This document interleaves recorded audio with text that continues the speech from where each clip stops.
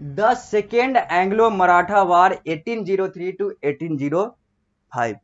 ये वो टॉपिक है जो हम लोगों ने पिछली कक्षा में शुरू किया था और हम लोगों ने इसी को करते हुए इस टॉपिक को बीच में रोका था, क्योंकि हम लोगों ने ये बात की थी कि जब हम लोग अगली कक्षा में आएंगे तो इस टॉपिक को जहां से बचा हुआ है वहां से आगे बढ़ाएंगे। तो अब आगे बढ़ते हैं और इसी यानी कि द सेकेंड एंग्लो मराठा वार जो कि 1803 से 1805 में हुआ था, अब उसमें जसवंत राव होलकर और सिंधिया वाली जो बातें हैं उसको आगे बढ़ाते हुए बात करते हैं लॉर्ड वेलेस्ली का। और यही वो चित्र है, यही वो व्यक्ति है जो इस चित्र के माध्यम से दिख रहा है। ये तत्कालीन गवर्नर जनरल लॉर्ड वेलेस्ली, तत्कालीन का मतलब है उस समय का, एट दैट टाइम। तो यहां पर यह है कि Lord Wellesley, the Governor General of India, then decided to bring Marathas under the subsidiary system। फिर लॉर्ड वेलेस्ली जो उस समय का गवर्नर जनरल था भारत का, वो निर्धारित करता है, वो सोचता है कि निर्णय लेता है कि मैं मराठाओं को सब्सिडरी सिस्टम के अंडर, सब्सिडरी अलायंस के अंदर ले आऊं। क्योंकि सब्सिडरी अलायंस के कंसेप्ट को हम लोगों ने पहले देख रखा है कि सब्सिडरी अलायंस क्या होता है। तो लॉर्ड वेलेस्ली को लगता है, वो निर्णय लेता है कि मराठाओं को हम सब्सिडरी अलायंस प्रणाली के अंतर्गत ला सकते हैं, लाया जा सकता है। The Gaekwad they are the first to sign the subsidiary treaty with the British. और सबसे पहले जो मराठा सेगमेंट का एक क्लैन, एक कुल आता है, वो है बड़ौदा के गायकवाड़, जो कि सबसे पहले इस सब्सिडरी अलायंस के हिस्से बनते हैं। यानी कि सबसे पहला जो सब्सिडरी अलायंस का हिस्सा बनता है वो हैदराबाद बनता है। ये हम लोगों ने पहले देख लिया है और इस पर बातें कर ली है कि हैदराबाद का निजाम जो है वो सबसे पहले सब्सिडरी अलायंस का हिस्सा बनता है। लेकिन यहां पर मराठाओं की बात आती है तो मराठा जो 4 मेजर सेगमेंट में बटे हुए थे, उसमें से सबसे पहला जो सेगमेंट जो इस अलायंस का, इस गठबंधन का हिस्सा बनता है वो है गायकवाड़ बड़ौदा के। Scindia was first to sign a treaty by which he ceded the Ganga, Yamuna, Daob, Ahmednagar and Baloch। यहां पर दूसरा आता है सिंधिया। यहां पर Scindia was first to sign a treaty. अब यहां पर सिंधिया जो कि ग्वालियर वाला जो सिंधिया मराठा था, उसको दबाव डाला गया, उसको जबरदस्ती बलपूर्वक ट्रीटी को एक्सेप्ट करने के लिए कहा गया, संधि को एक्सेप्ट करने के लिए कहा गया, उस पर हस्ताक्षर करने के लिए कहा गया। यानी कि सब्सिडरी अलायंस के तहत गायकवाड़ आ गए, सिंधिया को ले आया गया।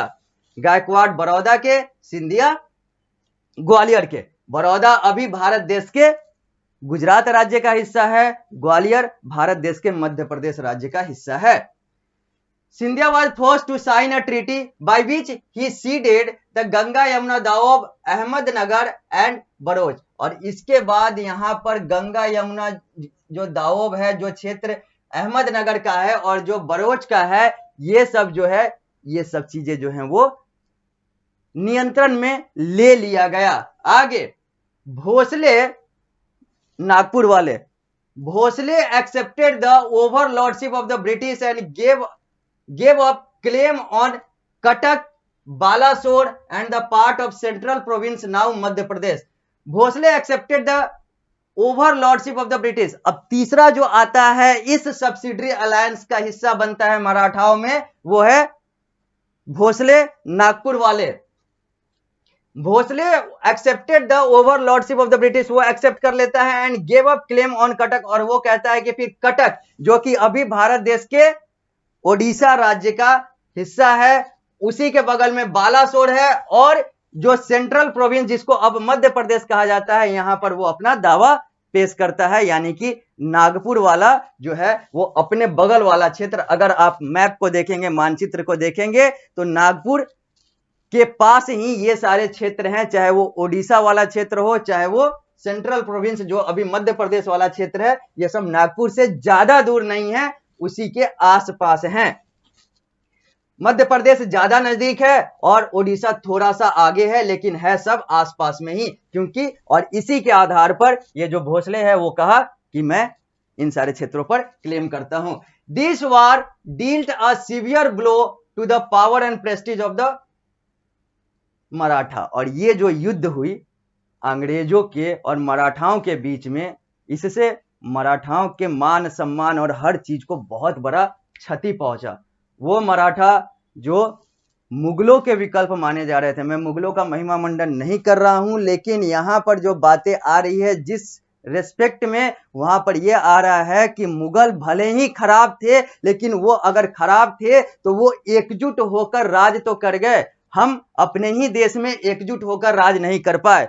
हमारे देश में बाहरी आक्रमणकारी आए और वो एकजुट होकर राज कर पाए, चाहे वो मुसलमान मुगल हो, चाहे वो ईसाई अंग्रेज हो।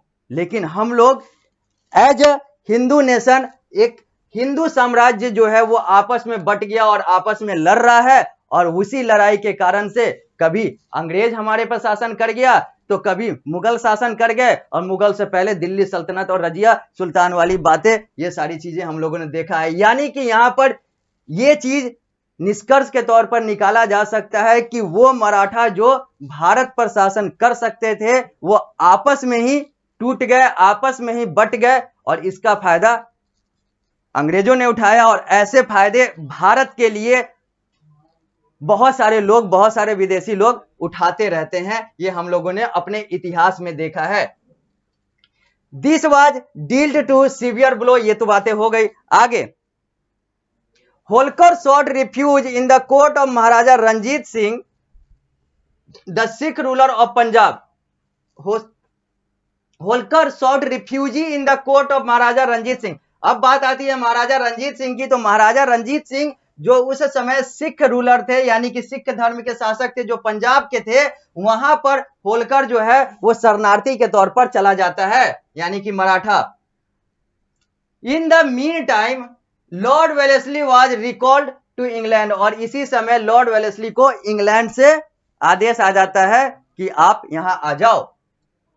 His policy of war and expansion proved very expensive to the British government, और वो जो भारत में युद्ध और अपना विस्तार कर रहा था, अपने कॉलोनी का, अपने उपनिवेश का, अपने इंग्लैंड वाले साम्राज्य का, वो अच्छा तो था, अंग्रेज के लिए अच्छा तो था, लेकिन वो बहुत ज्यादा खर्चीला हो रहा था अंग्रेजों के लिए, इसलिए ब्रिटिश गवर्नमेंट ने उसे बुला लिया।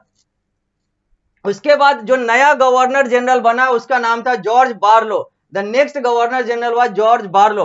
ही made peace with Holkar and signed a treaty in 1806, और उसने होलकर के साथ एक शांति समझौता किया और एक संधि पर हस्ताक्षर किया, एक संधि बनाया जो कि वर्ष 1806 की बात है। उसमें क्या कहा गया? By which his territory were restored to him. उसके अनुसार, उस ट्रीटी के अनुसार होलकर को, जिसके साथ यह ट्रीटी हुआ अंग्रेजों का, उसको उसका क्षेत्र लौटा दिया गया। Similarly the British revise the treaty made with Bhonsle and Scindia and return their territory. और जैसे होलकर के साथ ट्रीटी हुई उसी तरीके से ट्रीटी जो हुई वो भोसले और सिंधिया के साथ भी हुई, और इन लोगों को भी इनका क्षेत्र रीस्टोर कर दिया गया, लौटा दिया गया।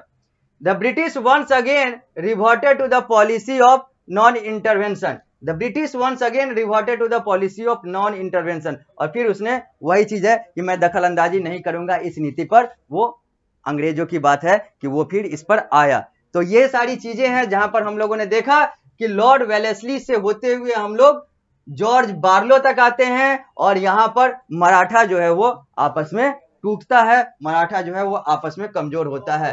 अब हम लोग बात करेंगे यहां पर तीसरे यानी कि थर्ड एंग्लो मराठा वार की, जो कि 1817 से लेकर 1818 तक हुआ था, यानी कि 1817 से लेकर 1818 तक होने वाले थर्ड एंग्लो मराठा वार की बात होगी, जो आप लोगों के पुस्तक में, एसएसटी के बुक में पृष्ठ संख्या 21 पर है, जो आप लोग सामने स्मार्ट बोर्ड के माध्यम से देख रहे हैं, और यह आप अपने पुस्तक में भी देख सकते हैं। आप एक ऐसे बोर्ड के अंतर्गत पढ़ रहे हैं, पीएसबीआई के अंतर्गत पढ़ रहे हैं, जो कि भारत में बड़े स्तर पर एकमात्र ऐसा बोर्ड है जो कि आपके ज्ञान के साथ साथ आपके कौशल को भी निखारने के लिए प्रतिबद्ध है, आपके नॉलेज के साथ साथ आपके स्किल को भी इनहांस करने के लिए प्रतिबद्ध है। तो हम लोग द थर्ड एंग्लो मराठा वार की बात तो करेंगे, लेकिन इसकी बात हम लोग अगली कक्षा में करेंगे। इस कक्षा में हम लोग यहीं पर यानी कि द सेकेंड एंग्लो मराठा वार तक ही रुकेंगे, और जब मिलेंगे अगली कक्षा में तो द थर्ड एंग्लो मराठा वार की बात करेंगे, उसके बाद एनेक्सेशन ऑफ पंजाब की बात करेंगे, जहां पर हम लोग फर्स्ट एंग्लो सिख वार की बात करेंगे, सेकेंड एंग्लो सिख वार की बात करेंगे, फिर हम लोग आगे की कक्षाओं में Lord Dalhousie and his policy for expansion की बात करेंगे, और भी बहुत सारी बातें हम लोगों को इस अध्याय के अंतर्गत करना है, जो कि आप लोगों को पीएसबीआई के पाठ्यक्रम के अनुसार पढ़ना है। तो इस कक्षा को देते हैं यहीं पर विराम, मिलते हैं अगली कक्षा में, तो यहीं से इस अध्याय को आगे बढ़ाएंगे।